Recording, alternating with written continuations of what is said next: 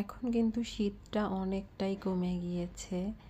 আসলে শীতকালের এই সময়টা খুব ভালো লাগে। মানে শীতের সবজিও খাওয়া যায়, শীতও অনুভব করা যায়। তবে তীব্র শীতটা এখন আর লাগে না। তো যাই হোক, সকালবেলা এই তো নাস্তা সেরে নিয়েছি।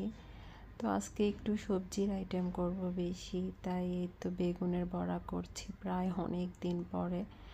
কারণ অ্যালার্জির কারণে বেগুন আমাদের তেমন একটা খাওয়াই হয় না।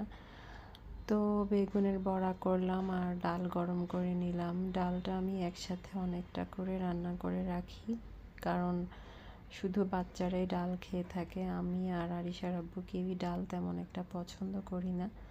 তো যখন ওদেরকে খাওয়াই ডালটা একটু গরম করে নিই।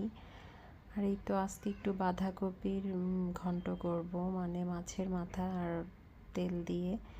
এভাবে মাছ মুড়ি মানে বাঁধাকপির ঘন্টটা খেতে ভালো লাগে, আবার মাংস দিয়ে করলেও ভালো লাগে। তবে আজকে আমি মাছ দিয়ে করব।